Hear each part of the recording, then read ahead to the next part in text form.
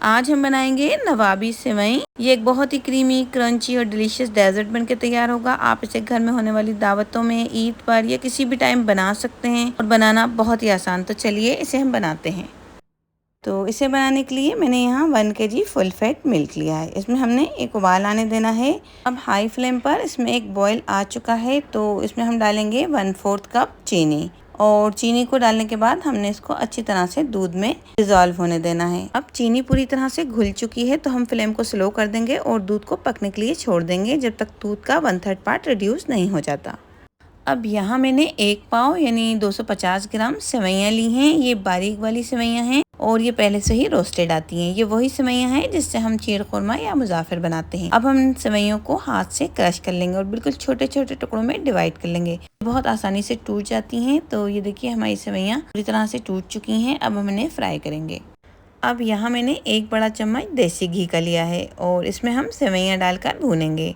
आप यहाँ घी की जगह बटर का भी यूज़ कर सकते हैं। धीमी आंच पर हम इस सेवइयों को 1 से 2 मिनट तक भून लेना है। अगर हम तेज़ आंच पर इन्हें भूनेंगे तो ये जल सकती हैं, क्योंकि ये बहुत बारीक सेवइयाँ हैं।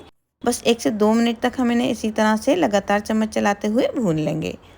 सेवइयाँ अच्छी तरह से रोस्ट हो चुकी हैं, तो अब हम इसमें आधा कप पिसी हुई चीनी मिलाएंगे और 1/4 कप मिलाएंगे मिल्क पाउडर और इन्हें भी हम सेवइयों में अच्छी तरह से मिक्स कर लेंगे। गरम सेवइयों में जब हम चीनी डालेंगे तो ये जल्दी ही घुल जाएगी, क्योंकि ये पिसी हुई है। हमने इसे ग्राइंडर जार में डालकर पीस लिया था।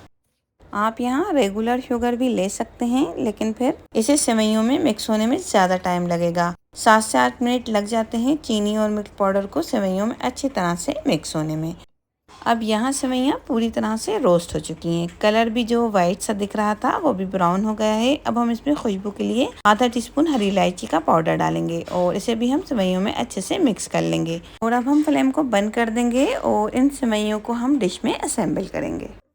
तो यहाँ मैंने सर्व करने के लिए एक कांच की डिश ली है। इसमें हमने जो सेवइयों को क्रिस्पी और क्रंची सा रोस्ट करके रखा था वो डाल देंगे। और पूरी सेवइयाँ हमें एकदम से नहीं डालना है, पहले हम आधी डालेंगे, बाकी को हम पैन में ही रहने देंगे। और अच्छी तरह से सेवइयों को चम्मच से प्रेस करते हुए डिश में सेट कर लेंगे। तो सेवइयों को हमने सेट कर लिया है। अभी हम इन्हें एक साइड पे रख देते हैं। यहाँ मैंने एक बाउल में आधा कप मिल्क लिया है। दूध बहुत ज़्यादा गर्म या ठंडा नहीं लें, बस रूम टेम्परेचर पे हो। और इसमें हम 4 टेबलस्पून कॉर्नफ्लोर का ऐड करेंगे और 2 टेबलस्पून कस्टर्ड पाउडर डालेंगे। अगर आप कॉर्नफ्लोर नहीं डालना चाहते तो आप सिर्फ 6 टेबलस्पून कस्टर्ड पाउडर ऐड कर दें और 2-3 ड्रॉप डालेंगे वनीला एसेंस की। और सभी चीज़ों को अच्छी तरह से मिक्स कर लेंगे कि इसमें कोई लम्स नहीं रहे। अब ये हमारा मिक्सचर रेडी है। अभी हम इसे एक साइड पर रख देते हैं। अब यहाँ दूध को भी पकते पकते 15 से 20 मिनट हो चुके हैं। दूध का 1/3 पार्ट रिड्यूस हो गया है। तो इस टाइम पर हमने जो कस्टर्ड और कॉर्नफ्लोर का घोल बना के रखा था वो मिलाएंगे और आंच को हम स्लो कर देंगे और थोड़ा थोड़ा घोल डालते जाएंगे। कॉर्नफ्लोर और कस्टर्ड जल्दी ही थिक होने लगते हैं, तो इसे लगातार हिलाते रहेंगे, नहीं तो पैन में नीचे बैठ जाएगा। और बस मीडियम फ्लेम पर थोड़ा सा मिल्क में पका लेंगे, ताकि जो कॉर्नफ्लोर कस्टर्ड का कच्चापन है वो ख़त्म हो जाए। 2 से 3 मिनट पका लेने के बाद ये एकदम क्रीमी टेक्सचर का हो गया है। अब यहाँ मैं इसमें 1/4 कप कंडेंस मिल्क ऐड कर रही हूँ। ये पूरी तरह ऑप्शनल है, आप चाहें तो इसे स्किप भी कर सकते हैं, लेकिन इसे डालने से टेस्ट और स्वीटनेस थोड़ी और बढ़ जाती है। अब हम फ्लेम को बंद कर देंगे। इसे हमें अब और कुक नहीं करना, क्योंकि सभी चीज़ें जो हमने इसमें डाली थी वो पक चुकी हैं। इसका टेक्सचर एकदम क्रीमी और गाढ़ा हो चुका है। बस ऐसी ही एक कंसिस्टेंसी हमें चाहिए थी और ये बहुत अच्छे से चम्मच पर कोट हो रहा है। अब सारी चीज़ें हमारी रेडी हैं, तो अब हम इस नवाबी सेवइयों को असेंबल करेंगे। और अब हम इस मिक्सचर को सेवइयों पर फैला देंगे, जिसे हमने पहले ही डिश में सेट करके रखा था। गरम गरम ही हम इसे डिश में फैलाएंगे, एकदम से ही पूरा मिक्सचर नहीं डालेंगे, क्योंकि हम इस डिलीशियस से क्रीमी मिक्सचर की डबल लेयर लगाएंगे। आधा अभी हम डाल देंगे और बाकी आधा हम सेकेंड लेयर में फैलाएंगे। तो एक लेयर अभी हमने इस क्रीमी कस्टर्ड की लगा दी है। अब इसके ऊपर हम हमारी रोस्टेड की हुई क्रिस्पी क्रंची सेवइयों की लेयर लगाएंगे और सेवइयों को अच्छी तरह से डिश में अरेंज कर देंगे और फिर एक बार और क्रीमी कस्टर्ड मिक्सचर को डिश में फैला देंगे। तो थोड़ी देर में ये सेट होने लगेगा और अब हम इसे डेकोरेट करेंगे सेवइयों और ड्राई फ्रूट से।